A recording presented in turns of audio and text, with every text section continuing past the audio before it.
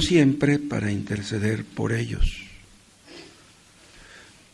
¿Por qué dice aquí que puede salvar perpetuamente? Está comparando su sacerdocio, el sacerdocio de Cristo, con el sacerdocio de los sacerdotes del Antiguo Testamento.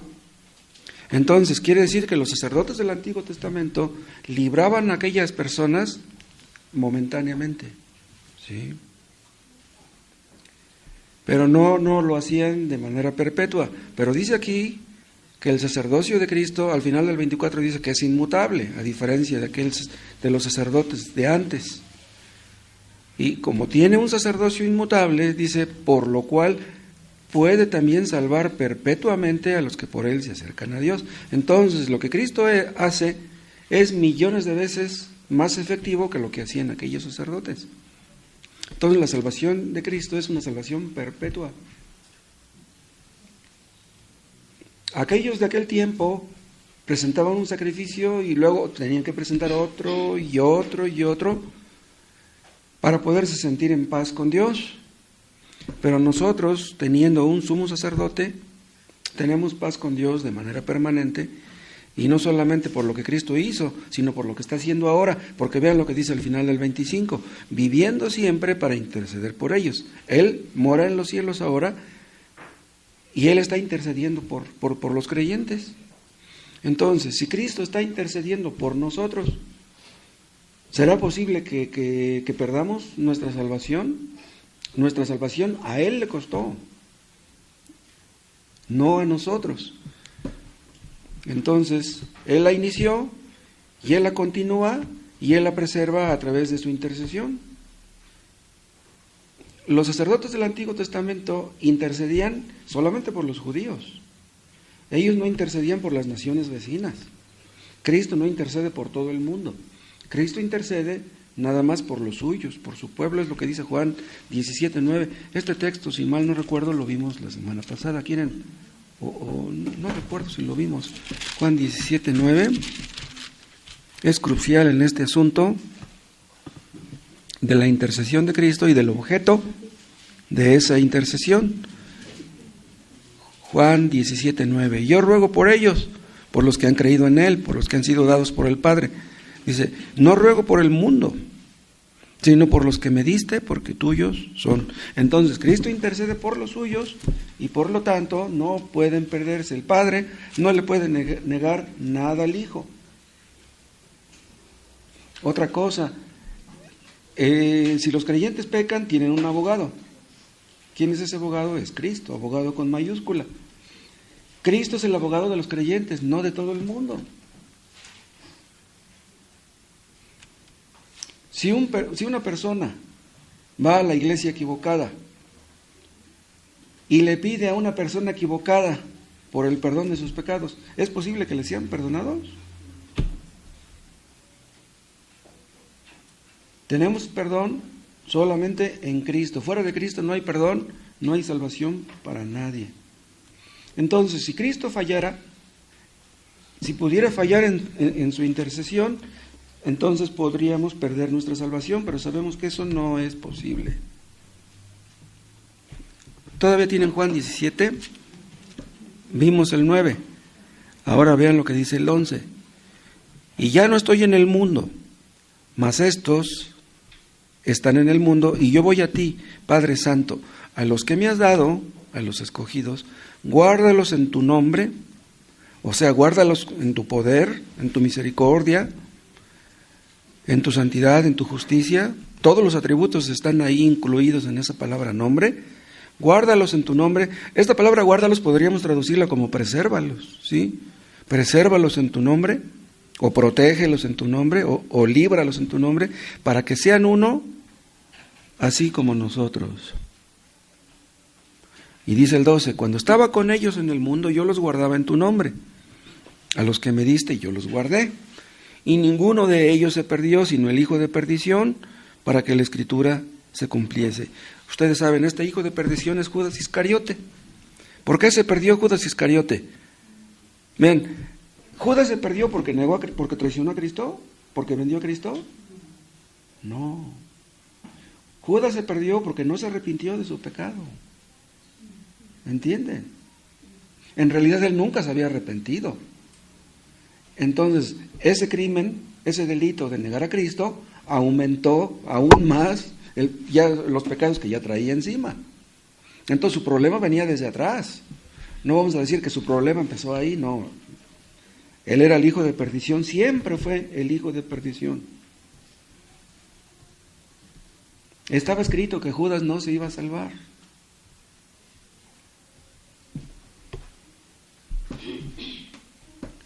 El pecado que Judas cometió es equivalente al mismo pecado que cometió Pedro cuando le negó. Es igual. La diferencia está en que a Pedro no le dieron dinero por negar a Cristo, ¿no? Es la única diferencia, ¿no? Entonces no podemos decir que el pecado de Judas fue demasiado grande para que no pudiera ser perdonado. Pero si él no se arrepintió, es porque eso ya estaba planeado por Dios. Esa es la doble predestinación. Dios no pensó salvar a Judas nunca. Judas nació para perderse. Y todos aquellos que caen en la apostasía, es exactamente igual. Lo que hizo Judas fue exactamente eso. Él tuvo la verdad en persona. Cristo dice, yo soy el camino, la verdad. Él era la verdad, pero Judas no creyó en él.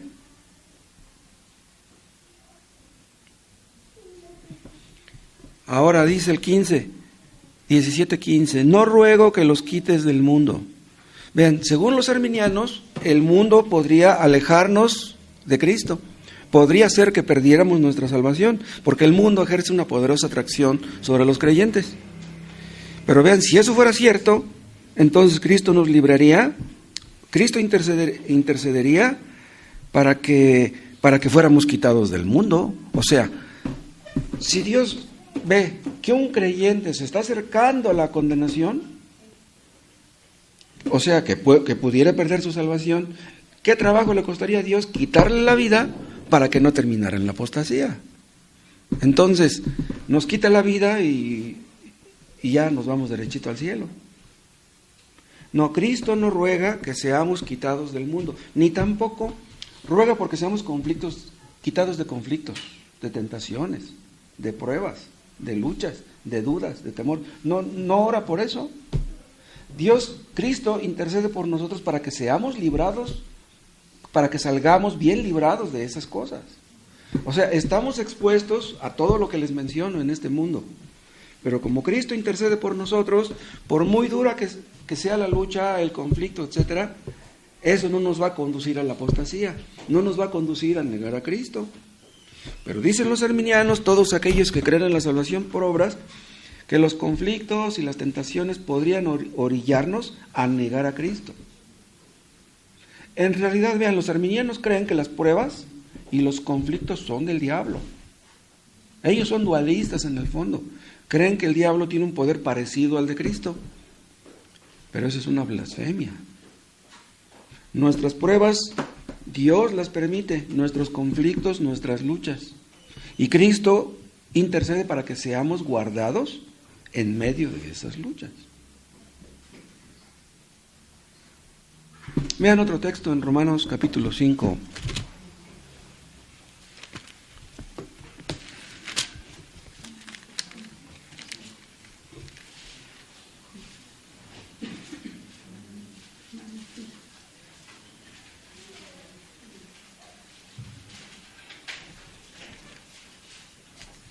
Romanos 5:8. Mas Dios muestra su amor para con nosotros, en que siendo aún pecadores, Cristo murió por nosotros. Esta palabra nosotros, que está aquí repetida, se aplica solamente a los creyentes en Cristo. Dios muestra su amor para con los creyentes, porque Cristo murió por esos creyentes. Cuando Cristo murió, Dios nos contemplaba como pecadores, porque dice ahí, en que siendo aún pecadores. Cristo no murió por gente santa. ¿Sí? No murió por nosotros porque fuéramos santos. Murió por nosotros a pesar de lo que éramos. Y luego dice en el versículo 9. Pues mucho más, este versículo lo vimos la vez pasada, estando ya justificados en su sangre, por él seremos salvos de la ira. Porque si siendo enemigos fuimos reconciliados con Dios por la muerte de su Hijo, mucho más, otra vez esta frase, estando reconciliados seremos salvos por su vida. Ya estamos reconciliados, Cristo nos reconcilió, ya no somos enemigos de Dios, antes lo éramos.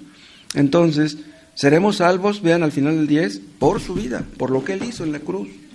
No por lo que nosotros hacemos, no por lo que nosotros hacemos en cuanto a la santificación, vean. Cuando nos muramos, nuestra santificación podrá ser muy imperfecta, lo es ahora. Hay muchos que allá en el fondo sueñan con apartarse de este pecado y de aquel otro, a ver si acaso Dios quiere aceptarlos. Si tú estás esperando apartarte del pecado para que Dios te acepte, nunca te aceptará. Tienes que apartarte del pecado, si eres realmente un creyente. Pero si no eres un creyente, no puedes apartarte del pecado. En el fondo, lo que te gusta es el pecado.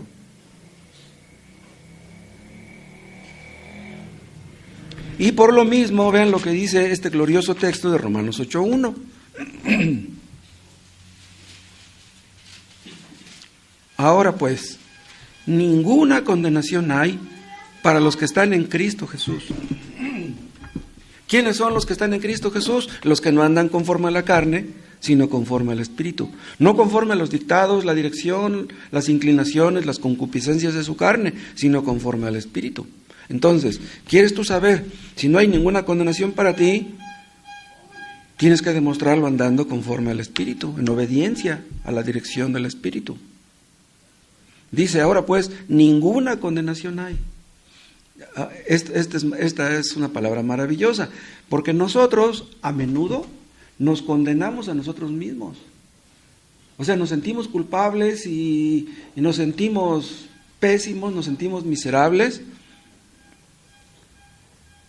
Pero dice aquí, que no hay ninguna condenación para nosotros si estamos en Cristo. Vean otro texto, 1 Corintios 10.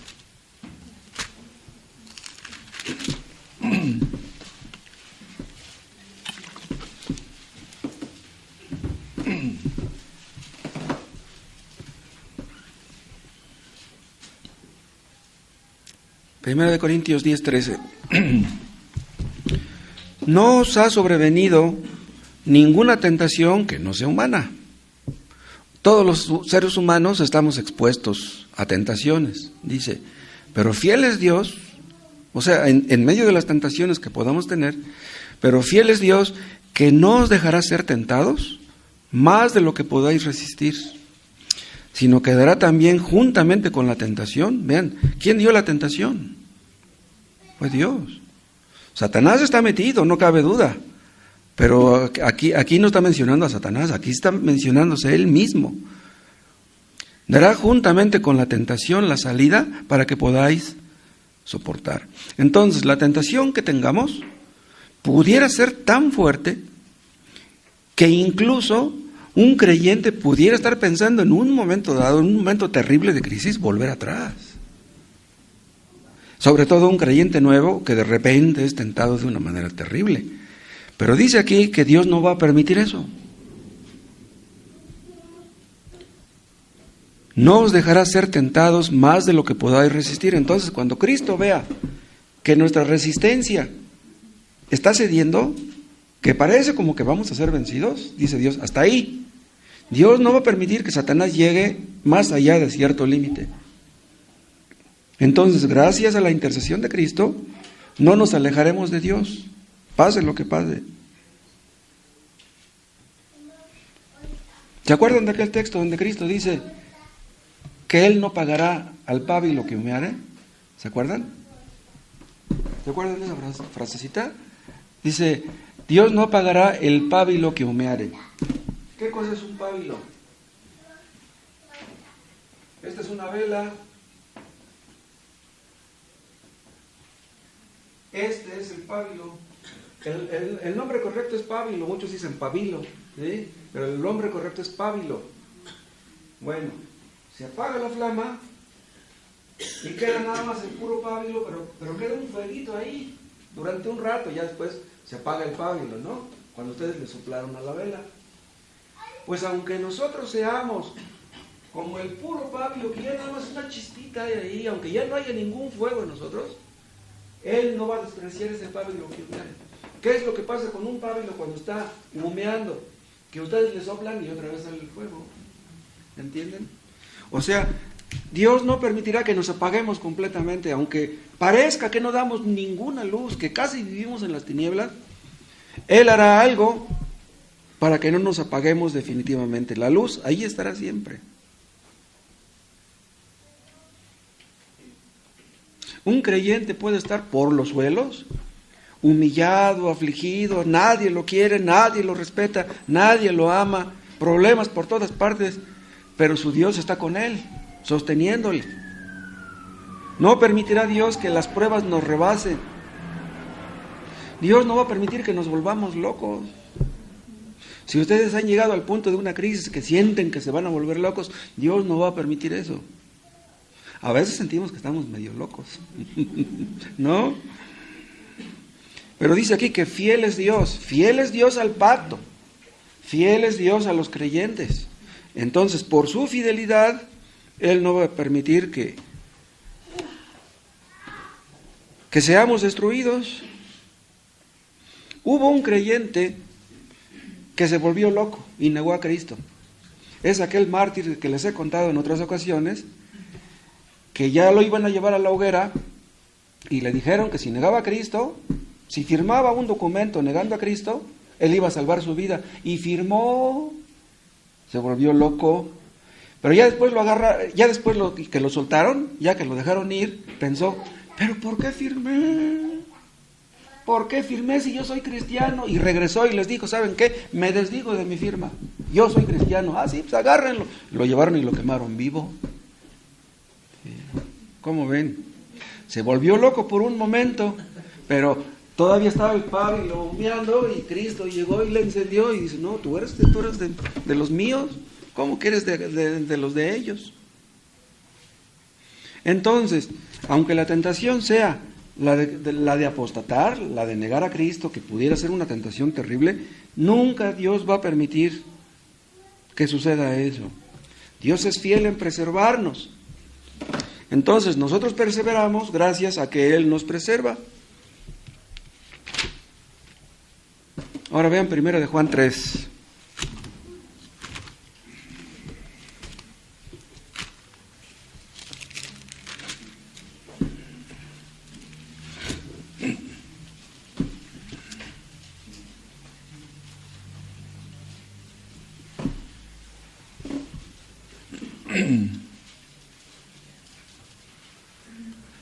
Primero de Juan 3:9.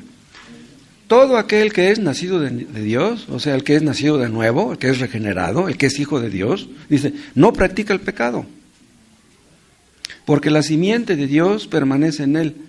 Esta palabra simiente podríamos traducirla porque la naturaleza de Dios permanece en él. ¿Sí? O sea, Dios nos ha dado su naturaleza. Tenemos la naturaleza divina, somos sus hijos. El hijo tiene la naturaleza del papá. Dice, y no puede pecar porque es nacido de Dios. Pero no podemos pecar, sí podemos, pero no podemos practicarlo como dice arriba. No practica el pecado, no podemos ser los mismos de antes. No podemos volver a la vida de antes, no, ni podemos ni queremos.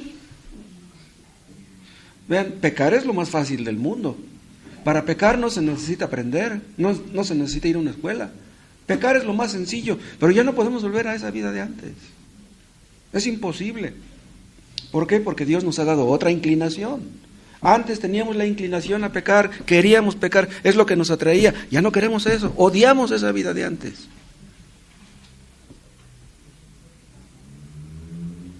Dicen los opositores de esta doctrina que la elección conduce a los hombres a pecar. Dice, si tú dices que eres escogido, entonces vas a pecar, pues como eres escogido, pues ya no puedes perder tu salvación. Pero este texto dice lo contrario. Este texto dice que si tú eres cristiano, tú no puedes pecar.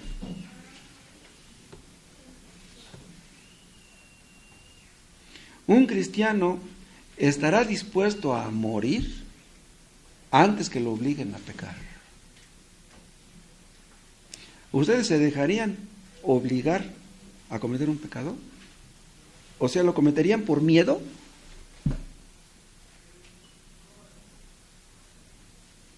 Que les dijera un ladrón, ¿sabes qué? Me vas a acompañar a asaltar un banco. ¿Me acompañas? ¿Asaltamos el banco? Mira, de lo que ganemos te doy el 30%. ¿Ustedes aceptarían? ¿Aceptarían eso? ¿Si son cristianos? ¿Cómo? Ni aunque les ofrecieran el 50%. ¿Cómo? Y si le dicen, si no me acompañas, mira, aquí traigo te mato. ¿Qué van a hacer ustedes? Ay, no, si vamos, y lo asaltamos. No. Entonces, ¿quieres tú saber si eres un hijo de Dios? No practicas el pecado. Porque si lo practicas, si pecaste antier y ayer y hoy y vas a pecar mañana, no eres un cristiano. Esta es una de las marcas de la gracia. Ahora vean 1 de Juan 5.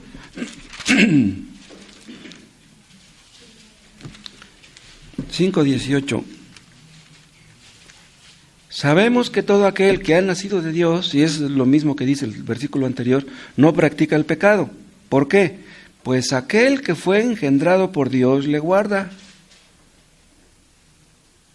Aquel que fue engendrado por Dios le guarda. Aquí en mi Biblia esta palabra aquel está con mayúscula. ¿Sí? Y Cristo es el que fue engendrado por Dios. Dice, fue engendrado por Dios, le guarda, y el maligno, el Satanás, no le toca. Ahora, Satanás puede mucho. Satanás es poderoso y puede hacernos mucho daño. Pero Dios no va a permitir que ese daño rebase ciertos límites. Satanás no puede conducirnos a apostatar. ¿Se acuerdan ustedes que Satanás le dijo a Cristo, préstame tantito a Pedro para darle una zarandeada? Dice Cristo, Satanás te ha pedido para zarandearte. La zarandeada que Satanás le dio a Pedro fue terrible, tanto que le condujo a llorar amargamente. Pero, ¿qué dice? Yo rogaré por ti para que tu fe no falte. Entonces, mientras Pedro estaba negando a Cristo, Cristo estaba intercediendo por Pedro. Dice, yo rogaré por ti. Si Cristo hubiera rogado por Judas, Judas hubiera sido salvo. ¿Sí? Vean otro texto. Judas, en su único capítulo.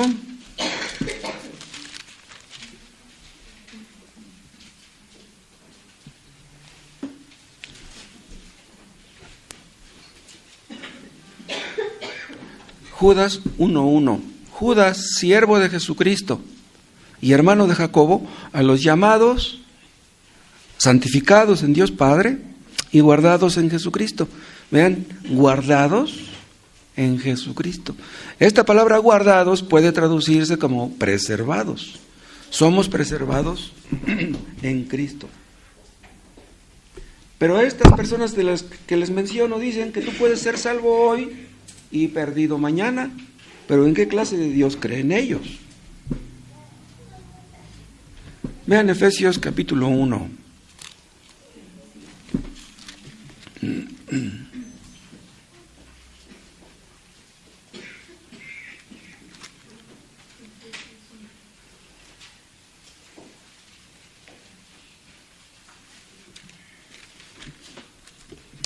Efesios 1:13. Está hablando de Cristo, ¿no? Al final del 12 menciona a Cristo y dice el 13. En Él también vosotros, habiendo oído la palabra de verdad, el evangelio de vuestra salvación, y habiendo creído en Él, fuisteis sellados con el Espíritu Santo de la promesa.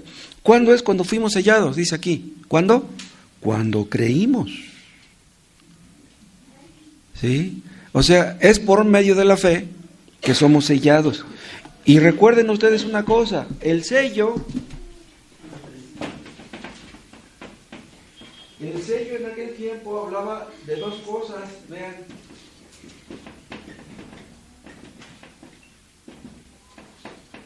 De dos cosas mínimo, son tres, pero no me acuerdo cuál es la otra. Bien, el sello demostraba que algo era auténtico. ¿Sí? Y demostraba la propiedad de la persona. Si era una caja, pues le ponían el sello. Esta caja le pertenece al César, nadie puede tocarla. ¿Sí? Entonces, en el momento que una persona cree en Cristo, dice, este es auténtico, este no es un hipócrita, este es un auténtico cristiano, y este es de mi propiedad. Bien, Satanás pone un sello sobre los suyos, y dice, este es mío. Y saben una cosa, Dios no se mete con eso. Todos aquellos que le entregan su alma al diablo, ¿sí?, ya tienen el sello. ¿Sí? Entonces le dice Satanás a Dios, a este no me lo toques, este ya me entregó su alma, y ya me pertenece. Dios no lo toca para nada. Entonces, si Dios no se mete con los que Satanás sella, Satanás se meterá con los que Cristo sella. ¿Cómo? Le pertenecemos a Él, somos de su propiedad.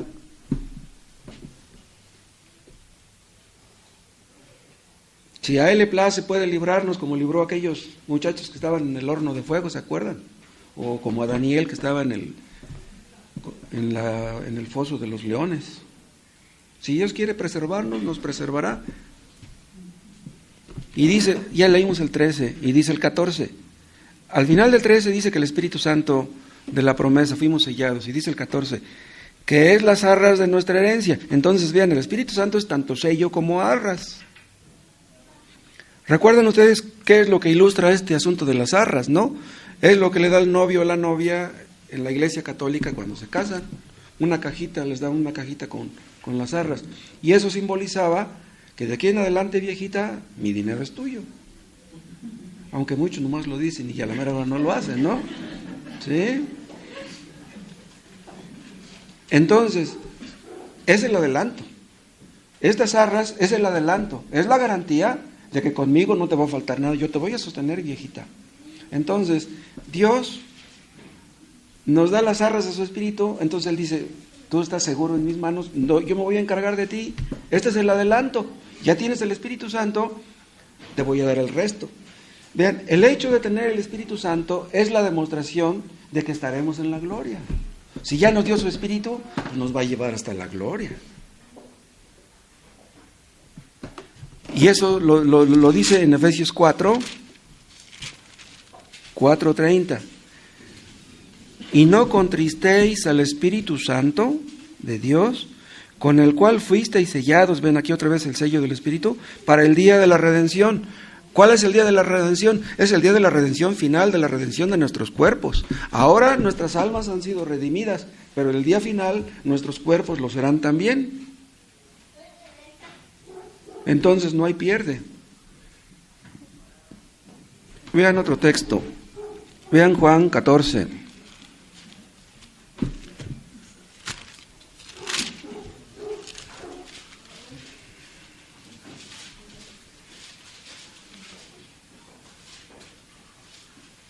Juan 14:16.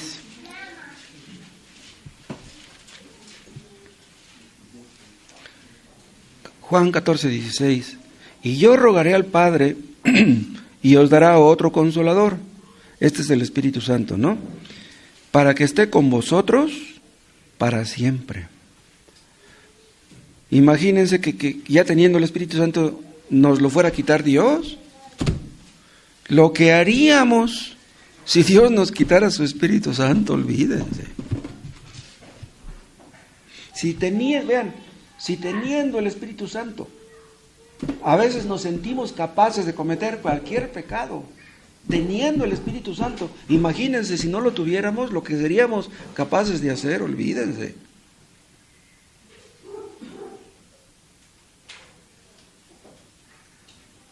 Hay algunas personas que cometen un crimen y luego dicen, no sé por qué lo hice, me volví loco, en un momento dado lo maté, pero no sé qué me pasó. Un crimen lo puede cometer cualquier persona, incluso un creyente. Un creyente en un momento de ira puede golpear a alguien. Sí. Y a causa de ese golpe matar a esa persona. Un golpe aquí, miren. Un golpe aquí puede ser mortal.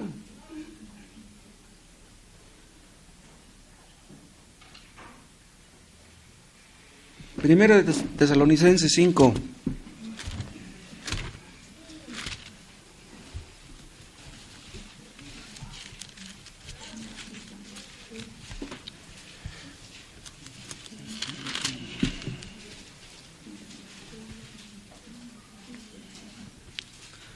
(5:23)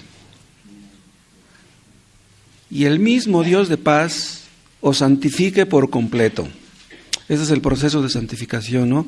Y todo vuestro ser, espíritu, alma y cuerpo, sea guardado irreprensible para la venida de nuestro Señor Jesucristo. Y tú dirás, pero ¿cómo puedo hacer yo esto? ¿Cómo puedo hacer que mi espíritu, mi alma y mi cuerpo sea guardado irreprensible? Si hay tanto pecado en mí, pero vean lo que dice el 24, fiel es el que os llama, el cual también lo hará. Es Dios el que promete hacerlo. Dios nos está perfeccionando, de modo que cuando Cristo venga, nos presentará delante del Padre perfectos, perfectos para siempre. Segunda de Timoteo 4.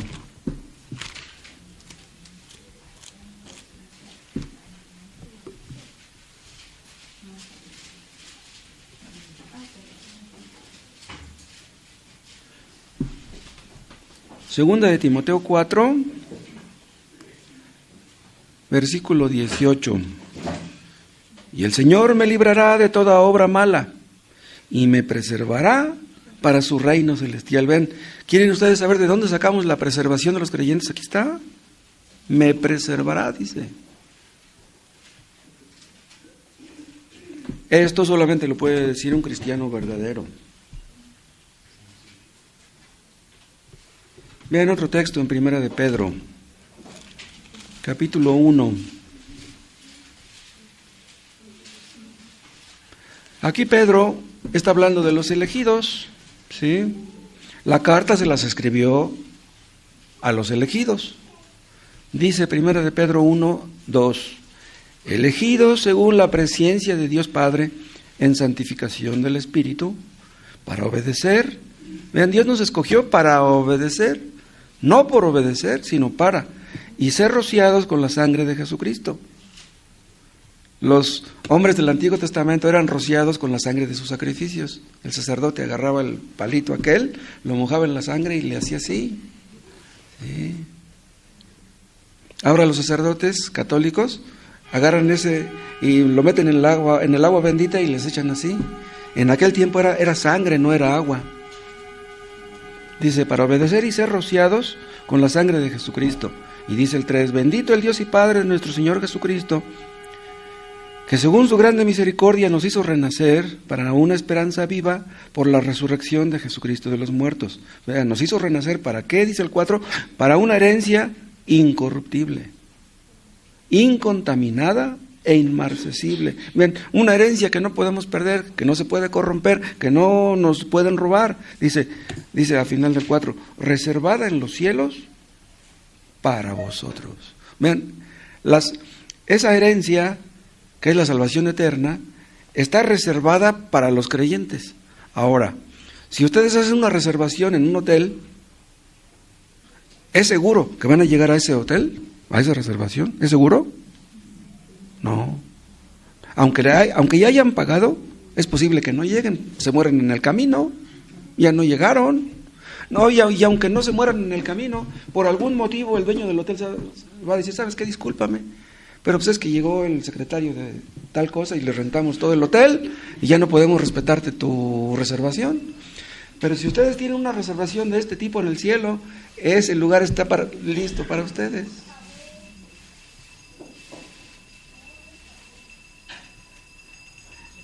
Dicen algunos que allá en el cielo hay lugares que tienen tu nombre, que están preparados para ti, pero que puedes perder tu salvación. Entonces van a ser elefantes blancos ahí. Mire, este cuarto estuvo preparado para fulano de tal, pero pues como él perdió su salvación, pues ahí ya se va a quedar abandonado el local, ¿no? Esa es una locura.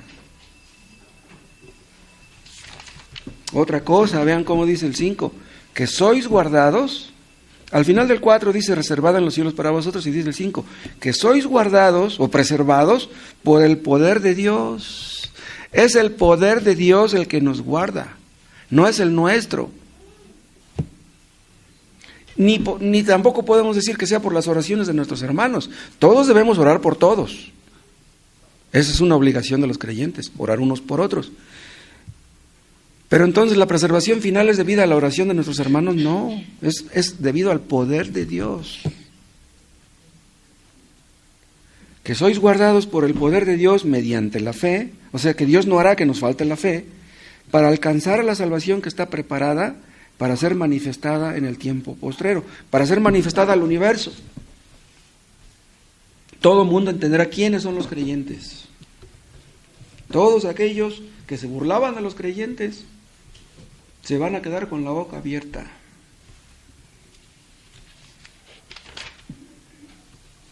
Vean otro texto, 1 Corintios 1.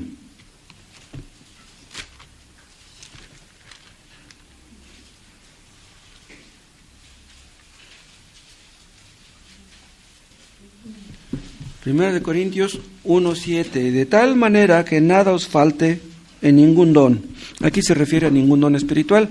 Dice, esperando la manifestación de nuestro Señor Jesucristo, el cual también nos confirmará hasta el fin, para que seáis irreprensibles en el día de nuestro Señor Jesucristo.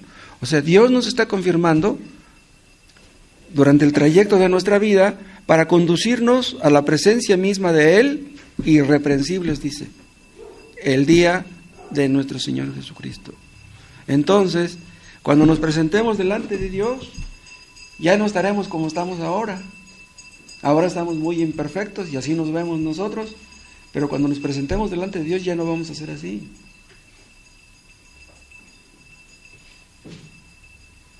Vean Hebreos 9.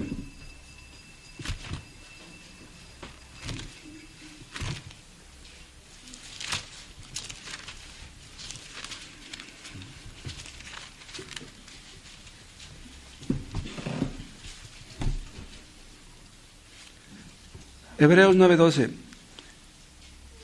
Y no por sangre de machos cabríos ni de becerros, sino por su propia sangre entró una vez para siempre en el lugar santísimo, habiendo obtenido eterna redención. Vean, Cristo obtuvo para nosotros, los que creemos, eterna redención, eterno rescate. La palabra redención habla del rescate que Cristo pagó en la cruz. Vean, si Cristo pagó en la cruz, ¿nosotros pagaremos también? Entonces, si tuviéramos que pagar nosotros, querría decir que lo que Cristo pagó no fue suficiente, no fue efectivo. Eso sería una blasfemia. Y ven Hebreos 10:14. Porque con una sola ofrenda hizo perfectos para siempre. Vean cómo dice aquí a los santificados. Con una sola ofrenda. La ofrenda de su cuerpo en la cruz. Hizo perfectos para siempre. Pero vean, si Cristo nos hizo perfectos, entonces ¿por qué somos tan imperfectos? Quiere decir que nos hizo perfectos delante de Él, delante del Padre. O sea, Dios nos ve como si fuéramos perfectos estando en Cristo, habiendo llegado a creer en Cristo. Vean, los sacrificios del Antiguo Testamento deberían haberles hecho entender a los judíos que Dios exige perfección. Esa perfección que los sacrificios no podían otorgar, que no podían obtener para los que ofrendaban aquellos sacrificios, Cristo sí la obtuvo. Por eso Juan el Bautista dice, he aquí el Cordero de Dios que quita el pecado del mundo. Cristo es el único que podría haberlo hecho. Entonces Dios nos ve como perfectos. Los que nos rodean nos ven como muy imperfectos.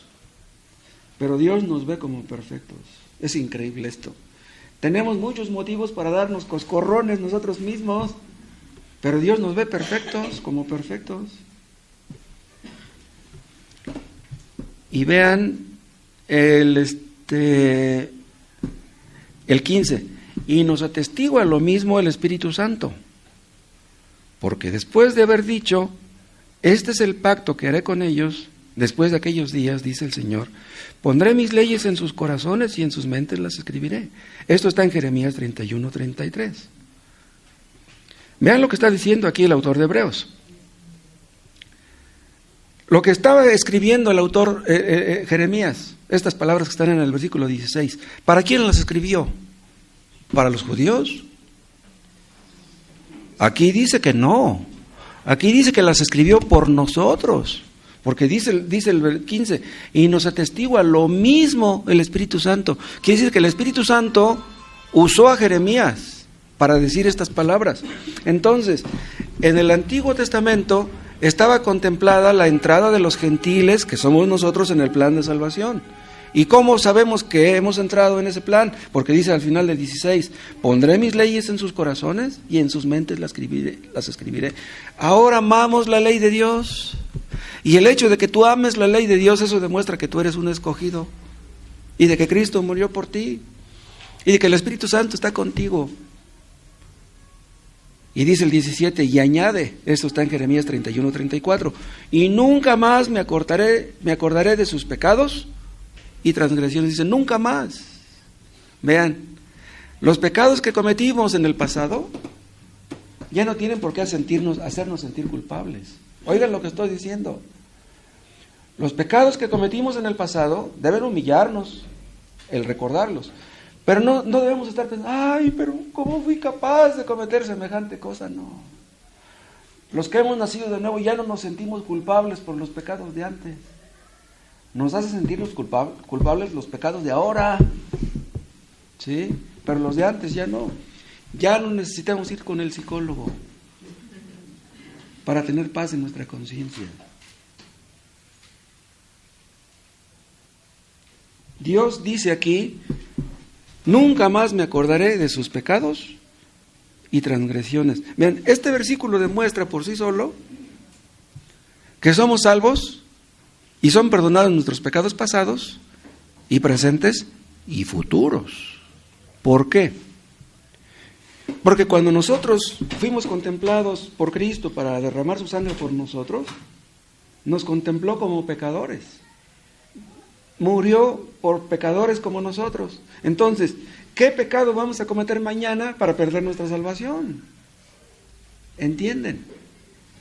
Todos nuestros pecados para Dios eran futuros cuando Cristo murió. Entonces, si Él no se acuerda de todos nuestros pecados, no incluye los pasados, incluye también los presentes y los futuros. Pero si alguien dijera, entonces puedo pecar mañana y no pierdo mi salvación, no. Si tú piensas así, no has entendido nada. ¿Por qué nos detenemos de pecar los creyentes? ¿Por el miedo de ir al infierno? No. Nos detenemos de pecar porque amamos a Cristo. Es el amor de Cristo el que nos constriñe, el que nos impulsa, el que nos motiva a buscarle. Ustedes cuando se ponen a orar porque, si no oro, a lo mejor me manda a Cristo al infierno.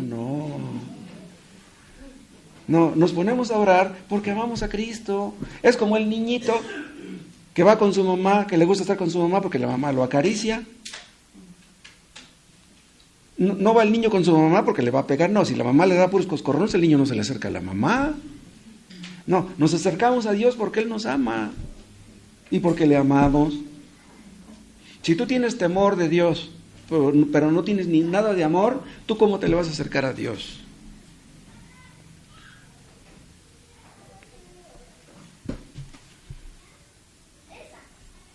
Mañana vamos a pecar, no les quepa ninguna duda. No hay ninguno aquí que mañana no vaya a cometer ningún pecado, no hay ninguno. Entonces, ¿qué pecado vamos a cometer para perder la salvación? Pero dicen algunos, bueno, entonces, ¿qué pasa con los que hacen profesión de fe? Se hacen miembros de una iglesia cristiana, se bautizan y terminan alejándose, terminan apostatando. ¿Qué pasa con ellos? ¿No fueron cristianos y perdieron su salvación? No. Lo que pasa es que ellos eran de nosotros, salieron de nosotros, pero no eran de nosotros. Nunca fueron de nosotros. Es lo que dice Primera de Juan, en el capítulo 2.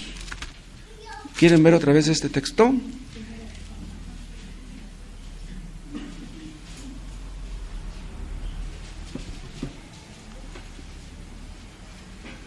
Primera de Juan 2:19. Salieron de nosotros, pero no eran de nosotros. Porque si hubiesen sido de nosotros, habrían permanecido con nosotros, pero salieron para que se manifestase que no todos son de nosotros. Este versículo es bien claro, no admite ninguna discusión. Alguien me hizo la observación de por qué si quitamos de la membresía a una persona, ¿por qué no vamos sobre ella? Animarla, que venga, que regrese a los cultos. ¿Por qué no lo hacemos? ¿Por qué no lo hacemos? ¿Qué le vamos a hablar del Evangelio? Si era miembro de esta iglesia, ya conoce el Evangelio. ¿Cómo vamos a ir a hablarle del Evangelio? ¿Qué le vamos a decir que no sepa? Entonces, por eso no lo buscamos. Ahora, si lo buscáramos y viniera, vendría porque lo buscamos. Vean, no porque venga a buscar a Dios, sino viene porque nosotros lo buscamos. No queremos que nos busquen a nosotros. No queremos que vengan porque los invitamos, no, queremos que vengan a escuchar la palabra de Dios. Y si la palabra de Dios no les trae, si la palabra de Dios no les convence, ¿los vamos a convencer nosotros?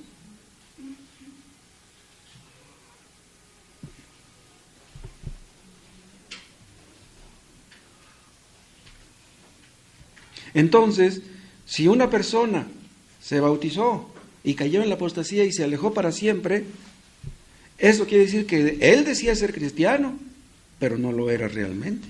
Con sus hechos lo demostró. Solamente los creyentes perseveran y los que no perseveran entonces no son creyentes. La fe verdadera persevera.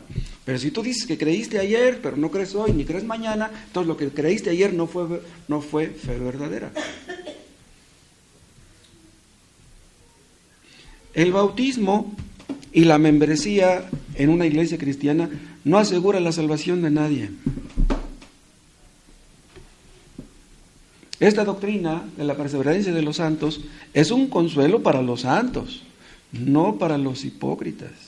Esta doctrina no da consuelo a los hipócritas. Los que están engañados, los que piensan que son creyentes pero que no lo son, no obtienen ningún consuelo de esto. O sea, Dios preserva a los santos, no a los hipócritas.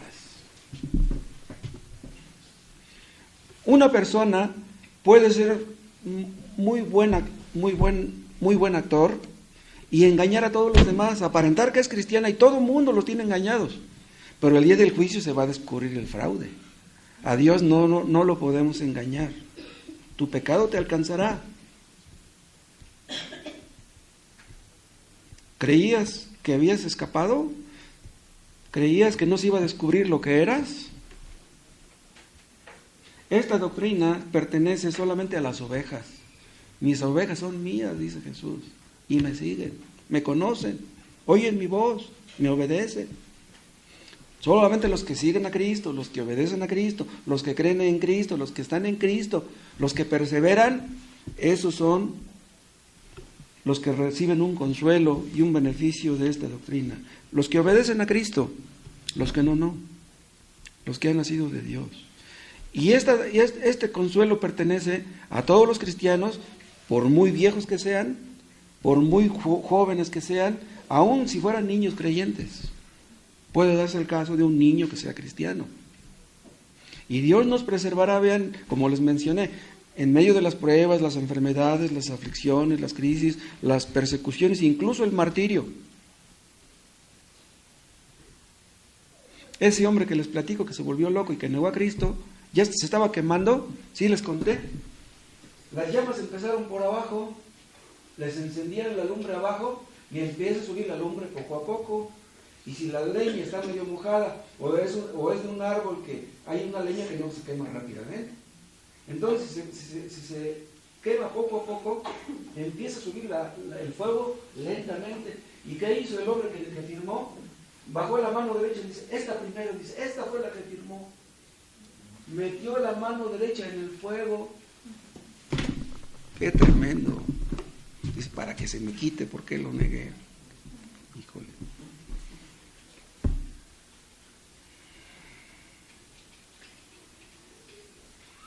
Esta doctrina bendice a todos aquellos que aman a Dios. Los que aman el pecado, no les sirve de nada escuchar esto.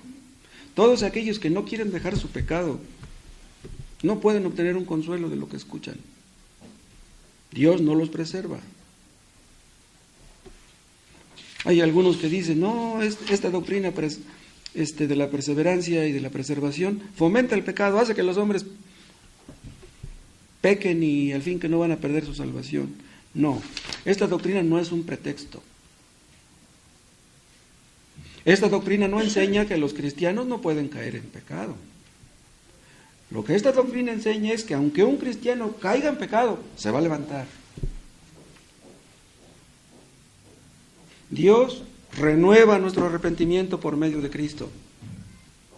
Los cristianos nos arrepentimos todos los días. ¿Habrá un día que los cristianos no nos arrepentamos? Hay personas que se arrepientan cuando están delante de un cura, nomás el puro domingo. No, los cristianos nos arrepentimos todos los días.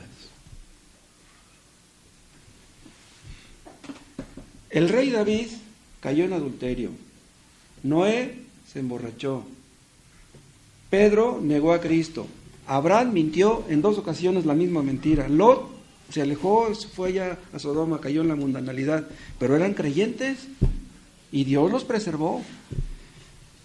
Lot era un mal creyente, pero ¿cómo Dios lo sacó de ahí para que no fuera destruido? Dios pudo haberlo quitado ahí, quitado la vida ahí en Sodoma. De todos modos, hubiera ido al cielo Lot. Pero como Abraham estaba intercediendo por él, dice, no, tú te sales de ahí. Lo sacó un ángel mismo, lo sacó de ahí. Entonces, si caemos en pecado, ¿qué va a hacer Dios? Nos va a disciplinar. Dios disciplina aquí a los suyos. A los que no son suyos no los disciplina. Dios azota a cualquiera que recibe por hijo, pero no a cualquiera lo recibe, lo acepta para ser su hijo. Dios disciplina solamente a sus hijos, como nosotros disciplinamos solamente a nuestros hijos. No disciplinamos a los hijos de los vecinos, ni siquiera a nuestros nietos. Yo en ocasiones le he dado una nalgadita así a Becky y a Disbé me pone mala cara. No, es bien peligroso eso. Mucho cuidado. No, hombre. ¿Por qué disciplina Dios a sus hijos? Para que vuelvan al redil.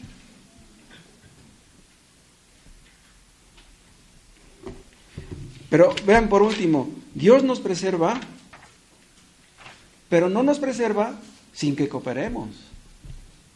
La santificación es un proceso en el que participa Dios y que participamos nosotros.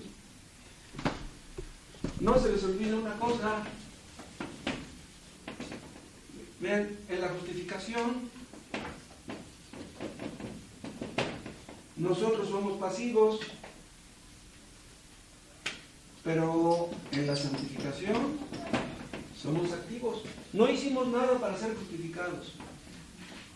¿Por qué fuimos justificados? Por la fe, gratis, nada más por creer, sin hacer nada. Pero la santificación sí nos cuesta. Entonces, tú tienes que apartarte del pecado. Huye de las pasiones juveniles, no te acerques al peligro. Si tú sabes que tienes la inclinación de caer en cierto vicio, en cierto pecado, ni te acerques de ahí.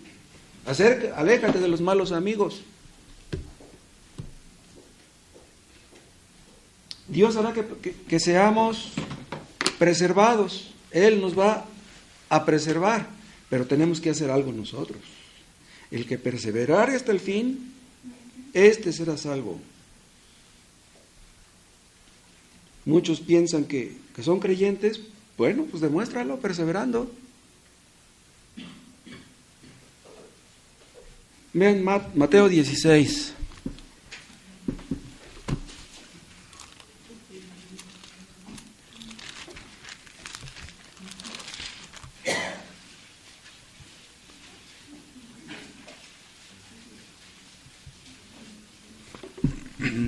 Mateo 16, 24.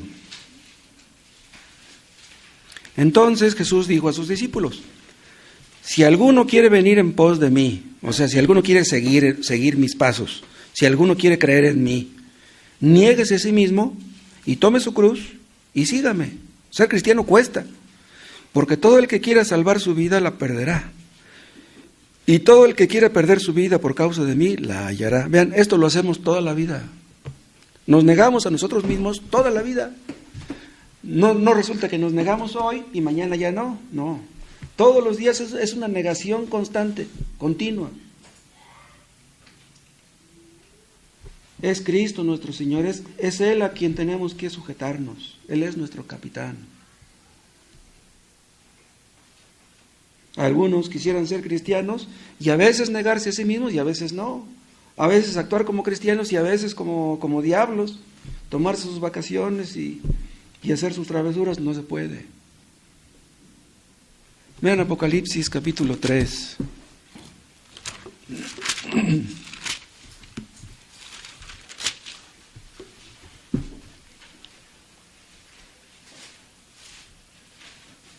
Apocalipsis 3:21. Al que venciere, le daré que se siente conmigo en mi trono. Vean, al que venciere. La vida cristiana es una guerra. Al que venciere, le daré que se siente conmigo en mi trono. Dile no al pecado. Seas cristiano o no lo seas, dile no al pecado. Sin la ayuda de Dios no puedes. Pero cuando tú vengas a Cristo podrás decirle no al pecado. No, nadie puede decirle no al pecado, solamente los creyentes. Pero hay algunas personas que están así, que están en el umbral. Hay personas que parece que ya son salvos, pero que no lo son. ¿Qué es lo que les falta? Esto. Decirles no al pecado. En el momento que tú te sometes a Cristo y que entiendes que Él es tu Salvador, le dirás no al pecado, cualquiera que sea el pecado. El pecado no te dominará. Cristo intercederá por ti para que el pecado no te derrote. Dice, al que venciere. Solamente los que vencen son los que estarán con Cristo cerca de su trono.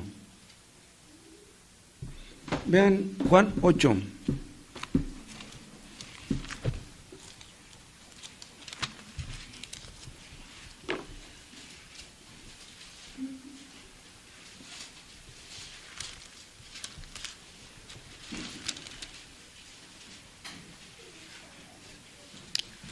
Juan 8:31.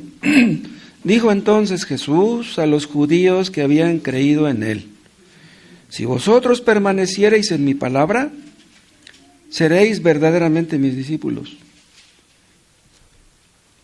¿Ven? ¿Habían creído en Él estas personas? Más adelante vemos que no creyeron en Él. Pero dice, si ustedes permanecen, seréis verdaderamente mis discípulos. O sea, ellos habían creído de manera externa. O sea, analizaban lo que Cristo enseñaba diciendo, no, sí, pues lo que dice es verdad. Vean, no basta con que tú creas que lo que predicamos aquí es verdad. Tienes que demostrarlo con tus hechos. Tienes que permanecer en la verdad. No sea que esa verdad te entró por aquí y te salió por acá, porque entonces eso demostrará que nunca creíste realmente la verdad.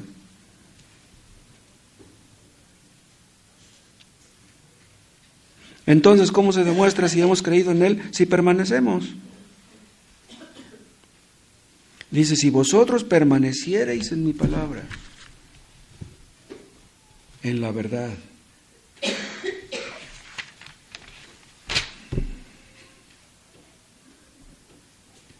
Hay muchas personas que escuchan la palabra de Dios, pero que no vemos fruto.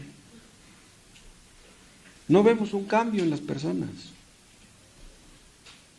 Hemos bautizado a personas aquí que luego nos arrepentimos de haberlas bautizado. ¿Qué caso tiene bautizar a una persona que no ha experimentado un cambio verdadero?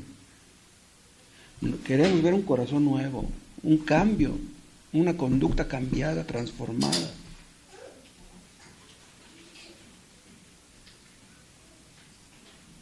Que Dios nos conceda ver esto en todos ustedes. Esperamos mejores cosas. Nos da mucho gusto que escuchen la palabra, que estén leyendo, que estén en la jugada, pero queremos ver mejores cosas. Hubo países en África del Norte, Turquía, todo lo que es en Turquía, ahí hubo muchas iglesias cristianas. Y ahora vayan a Turquía, no encuentran ninguna iglesia cristiana. El norte de África conoció el Evangelio. Y ahora todos los países del norte son musulmanes. En Estados Unidos hay muchos cristianos, pero también es el país donde hay más gente malvada. Todos aquellos que rechazan la verdad, a eso son conducidos. Si la verdad no te conduce a Cristo, te alejará de Cristo. Mucho cuidado, vamos a orar. Te damos gracias, Padre, por tu palabra. Oh Dios, atráenos hacia ti.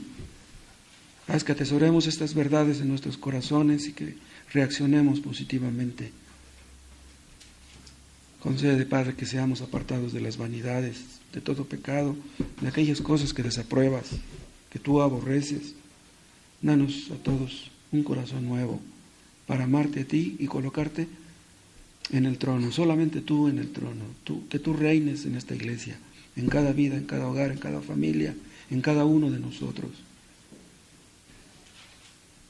Gracias por tu palabra, que no vuelva vacía, te lo pedimos por Cristo. Amén.